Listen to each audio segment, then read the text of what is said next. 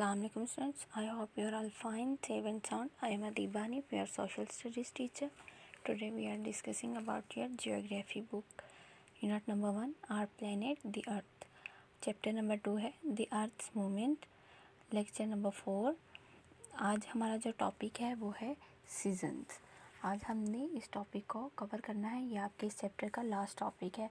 Firstly question है how many seasons are there in Pakistan. Pakistan में कितने सीजन्स हैं, उनके नाम लिखें.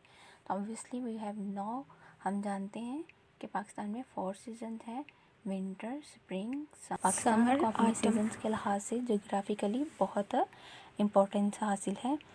आगे नेक्स्ट हम इस टॉपिक को डिस्कस करते हैं कि सीजन्स बनते कैसे हैं, मतलब what is caused by earth's revolution around the सन.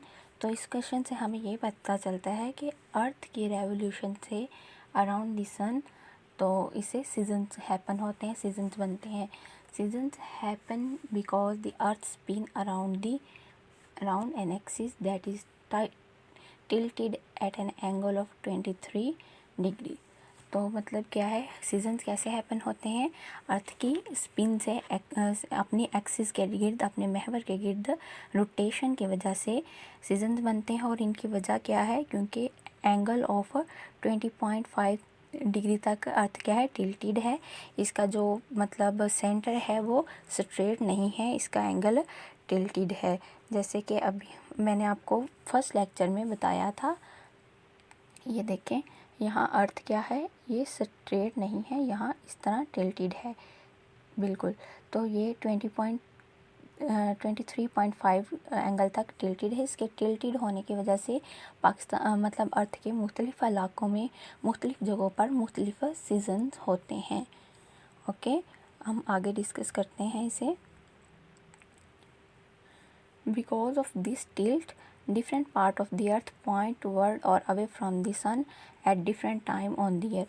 इस टिल्टेड होने की वजह से, इस टिल्ट की वजह से क्या होता है, जो अर्थ के मुख्तलिफ़ हिस्से हैं, डिफरेंट पार्ट्स हैं, वो सन से डिफरेंट टाइम पर मतलब पूरे साल में मुख्तलिफ़ हिस्सों में मुख्तलिफ़ डिस्टेंस पर होते हैं. Seasons are also caused by the earth rotation around its own axis and affect temperature and nature. तो ये इनके सीजन्स क्या हैं, काज होते हैं रोटेशन से around its own axis and affect of temperature and nature. मतलब रेवोल्यूशन से भी और इसकी स्पिन से, इसके अपने एक्सिस के गिर्द मूव करने की वजह से भी सीजन्स हैपन होते हैं. हम इस प्रोसेस को यहाँ डिस्कस करते हैं विद द डायग्राम. ये देखें, हमने इक्विनॉक्सेस और सॉल्स्टिस पढ़े थे, उसमें हमने सीजन्स को पढ़ा था. अब देखें, सबसे पहले इक्विनॉक्स मार्च में आता है.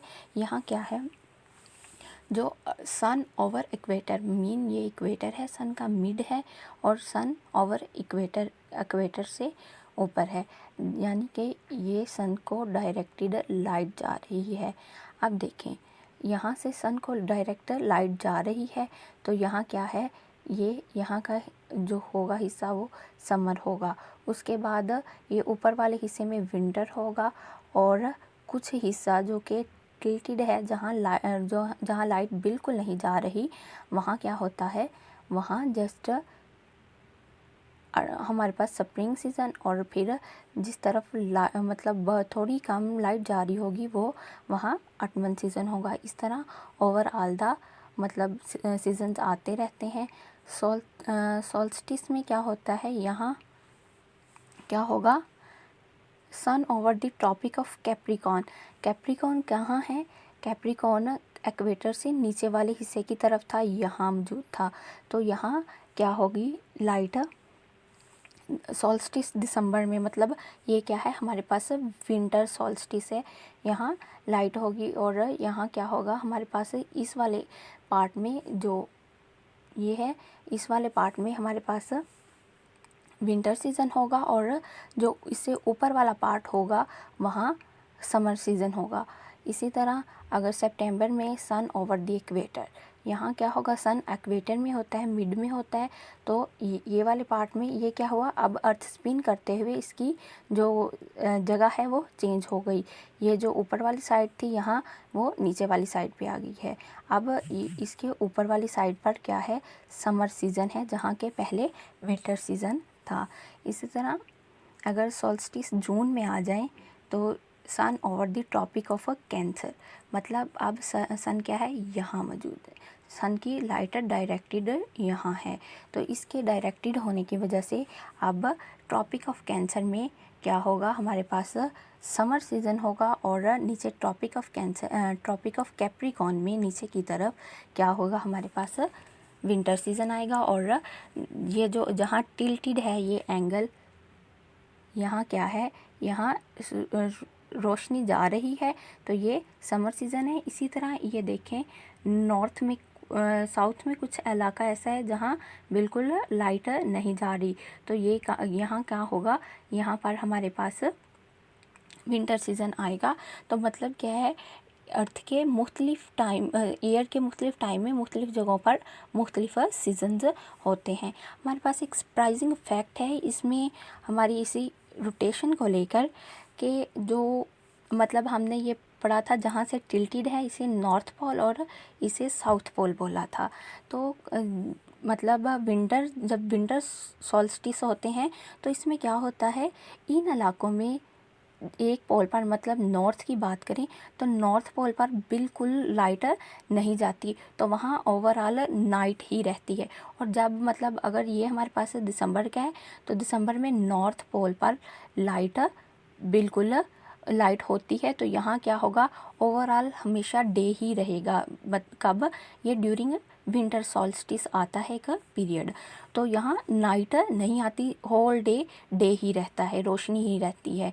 और इसके बाद अगर यहाँ से घूमकर हम पहुँच जाते हैं समर सॉल्स्टिस पर, तो समर सॉल्स्टिस में एक टाइम आता है, और ये आता है साउथ पोल पर, जहाँ क्या होता है, ओवरऑल नाइट रहती है। उस वक़्त में सिर्फ नाइट होगी, दिन नहीं आता। ये क्या है, हमारे पास अमेजिंग फैक्ट है कि यहाँ दिन होता ही नहीं। इस खित्ते में जो भी लोग रहते हैं उन्हें होल नाइट का ही सामना करना पड़ता है। ये ड्यूरिंग विंटर स्लॉट्स में आता है, ये इक्विनॉक्स में नहीं होता, ये सिर्फ विंटर स्लॉट्स में होता है, और ये ड्यूरिंग पीरियड आता है, थोड़े ही वक्त के लिए ये टाइम होता है। ओके स्टूडेंट्स, आई होप आपको ये समझ आ गया होगा। अब आपने इस क्वेश्चन को लर्न करना है और मार्क कर लेना है अपनी बुक पे। ओके, अल्लाह हाफिज़।